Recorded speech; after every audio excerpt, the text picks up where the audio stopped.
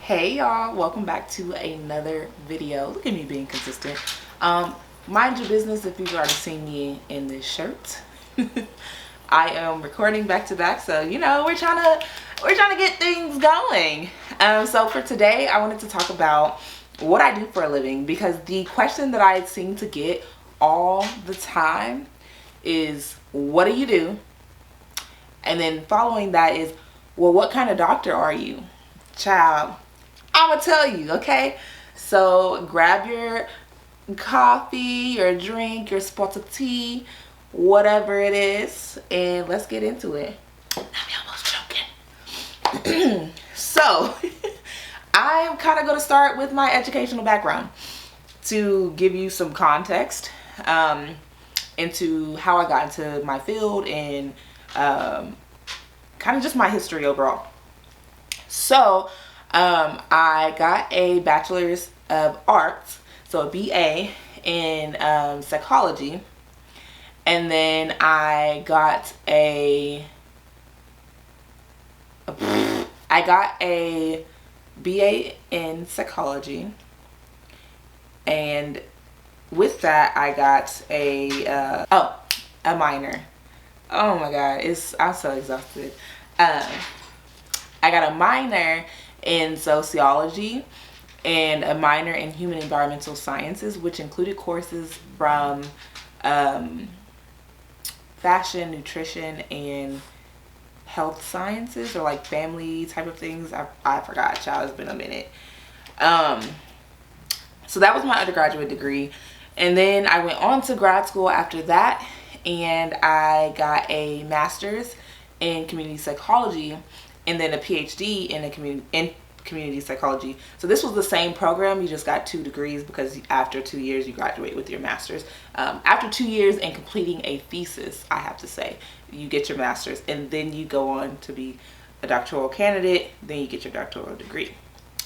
So I did that, and then my last and final degree, which I started at the end of my PhD program, is a master's in public health. So your girl's degreed up, okay? And low-key, I didn't know what I wanted to do. So as a graduate student, I chose psychology because I had an amazing psychology teacher in high school, and I don't know, I've always been told that like I should be in the helping profession. I liked helping people. I really actually wanted to go into something related to mental health, because my grandmother has bipolar disorder, and like just seeing that growing up, I was like, you know what, I kind of want to go into something related to that.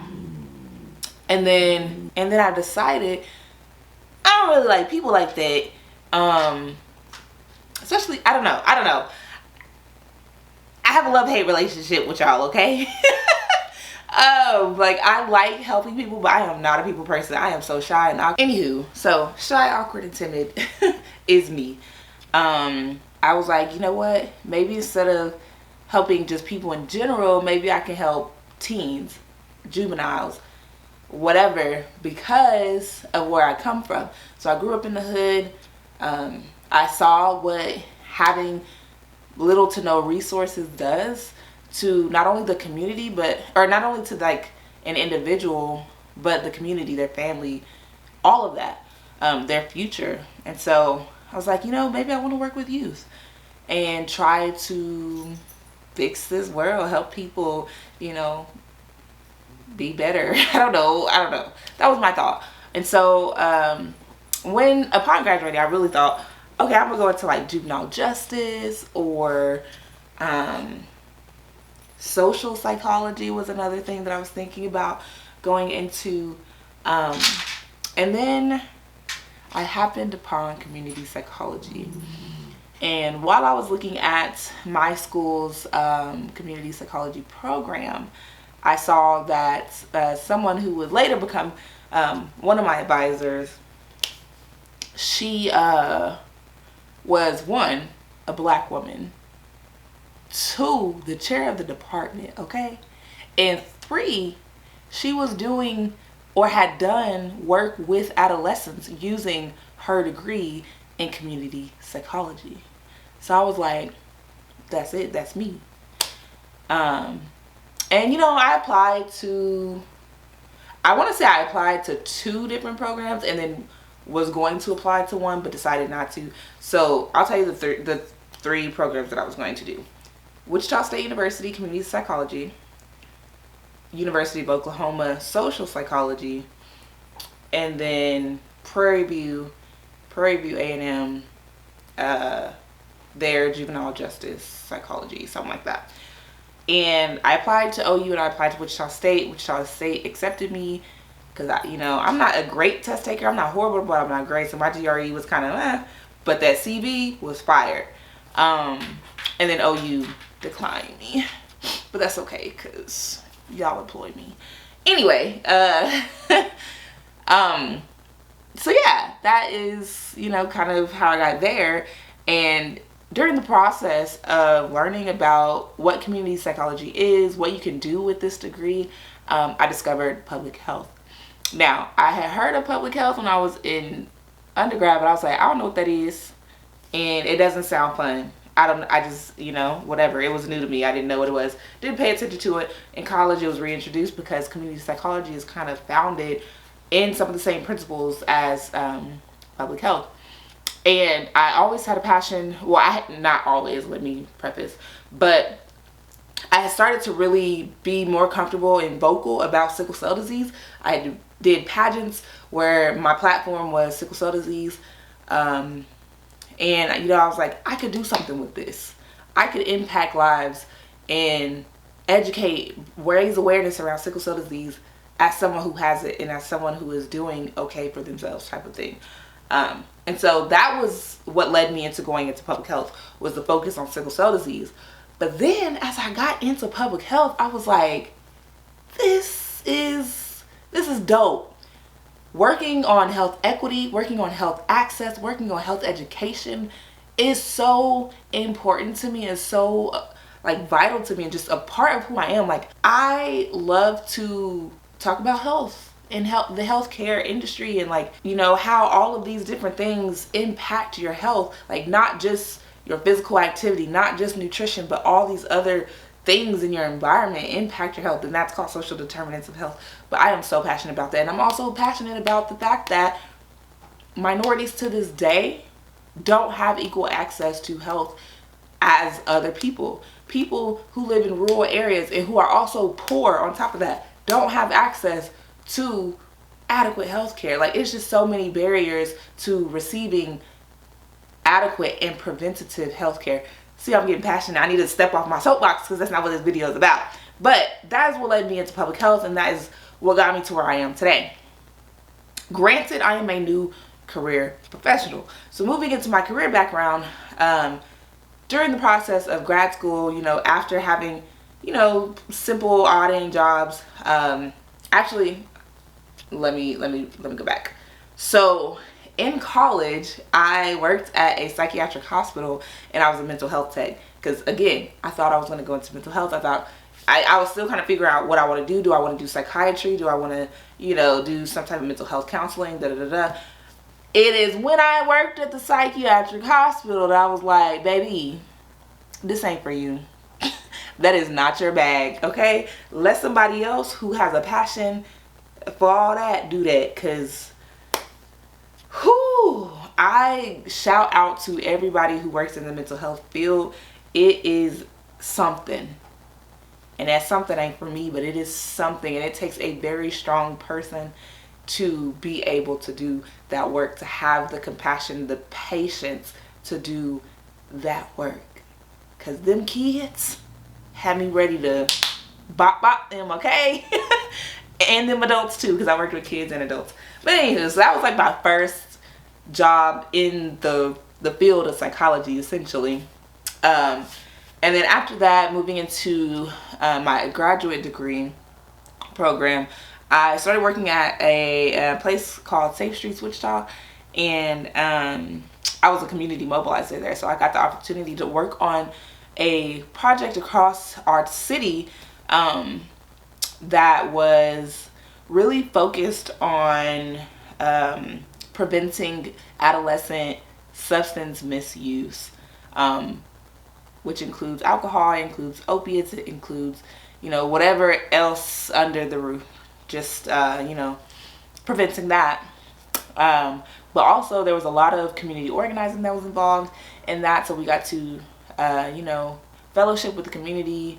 We had a coalition, so we got to talk to different community members from different sectors. It was a great job. And it was a small nonprofit, so I have, a background in working in small nonprofits, and honestly getting to see what it looks like on the small nonprofit side of things. It is so hard, but there are people who are out here doing the work with little to no money, basically doing the work for free. Okay, so that's another one of my passions outside of public health and stuff, is building capacity for small nonprofits who are doing the work that needs to be done. Because let's be honest, if you've heard of big name nonprofits, they're not out here doing the work that needs to be done. They, like, I ain't gonna call out no names because I don't want nobody coming for me, but big nonprofits, you might hear about them, you might hear about a service, but they usually have stuff tied to their services, to receiving the services that you need and all that. But there are community organizations who don't ask no questions. If you need it, you got it. And that is what I like. I love grassroots organizations. Anyways, off that soapbox, because that's another soapbox for another day. Then I moved on and I got a big girl job, okay? And I was doing research and evaluation for different statewide programs or statewide entities across the state of Kansas. Now that I absolutely loved, okay? I learned so much about, qualitative and quantitative research doing that. I learned a lot about community health needs assessments, and just what research in the field of public health looks like, because a lot of people who have public health degrees don't have a strong research background. So I feel like that's where community psychology kind of fills the gap. Is we have that background. We have background on working with small groups, doing evaluation, on also doing groundwork, community organizing type of work, but coupling it with some of the more technical skills that you might need to, get grants or do X, Y, and Z. So, yes. So I did that. And then I ended up moving departments once I graduated and moving into the more public health focused department at that job, and got to do even more statewide projects, got to lead statewide projects. I've led statewide projects over Black maternal health. I led statewide projects over primary care needs assessments for the state, for rural communities, for urban communities, what that looks like, things like that. Absolutely loved it. Did evaluation work for community health workers, our community health workers program in Kansas. So that was amazing. And then I also worked at the university that I got my master's in public health in. I worked as a student research assistant, doing research related activities around diabetes management education, around cervical cancer screenings, in the African American community. Both of those projects, the diabetes and the cancer project, was in the African American community, and it's just it was just so wonderful to get to be a part of those studies and to impact lives. Just great. And then my current job. So what I do right now at this moment is more focused. So it's not a number of projects in different areas. It is one project that I'm working on that goes across states, and that project is focused on physical activity, tobacco, and nutrition, and it's a program that is done in schools, and within those schools there's different activity groups that are able to kind of push work related to physical activity, tobacco, and nutrition within their communities. So it's really cool. I'm doing the evaluation for that, and then I am also kind of helping to provide some TA, technical assistance, to different communities who are doing similar work but are not necessarily, they're not students, and they're organizations, community organizations across the state that are doing that. I love research and evaluation, but I don't think that I'm learning this because this is kind of new to me. I don't think that being somewhere where I'm focused on one specific program is for me. Like, I need multiple programs because I like to spice it up. I like to switch it up. I like to learn, and that is like my biggest thing. I like to learn. And if I'm doing multiple projects, I'm learning about different areas and being able to apply my knowledge to those different areas versus just being one lane. You get what I'm saying? So yeah. One thing that I wanted to do as well is to talk about the difference between an MD and a PhD, so that y'all can stop asking me what kind of doctor I am. Okay? So, an MD means Doctor of Medicine. Okay? An MD is the person that you go see when you need a prescription. It's the person that you go see when your leg hurts. Person that you go see for a number of reasons, right? They have different types of MDs. You know, you got the DDS dentist, you got I don't know, osteopathic doctors, you got, you know, all these different types of specialties, but they collectively are medical doctors. That's how I like to think of MD. I say medical doctors, not doctor of medicine, but they're medical doctors. Your chiropractor is not an MD, but all the rest of them, they're MDs. And this type of degree is, again, awarded to people who have completed medical school, okay? They've gone to school to become licensed physicians. And it usually takes, 4 years to complete your medical degree. After you graduate, you got to do a residency. And that residency can range depending on the type of specialty that they do. And their focus is, again, on the practice of medicine, the treatment of patients. Okay? They treat illness, they prescribe medicines, and they perform surgeries, among a list of other things. So that is an MD. A PhD, unlike a doctor of medicine, an MD, a PhD is a doctor of philosophy, okay? So that's the key difference.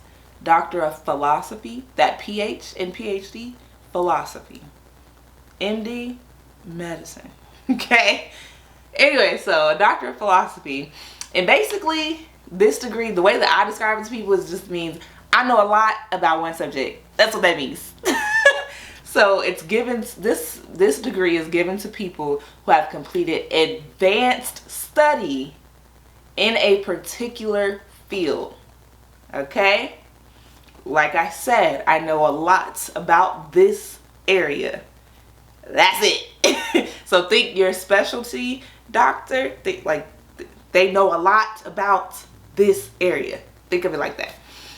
And you get PhDs in basically you can get a PhD in everything but medicine, right?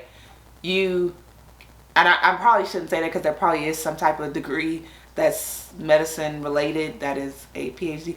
But wait, semantics. But a lot of fields such as science or soft sciences or social sciences, like what I have my degree in, engineering or humanities, they have PhDs. And unlike medical school, a PhD program doesn't necessarily have a set duration. But typically what you see is like 4 to 7 years. It really depends on the person, and it depends on the depth of their research that they're doing. So that's a big component too. There are a lot of PhD programs with an emphasis on research.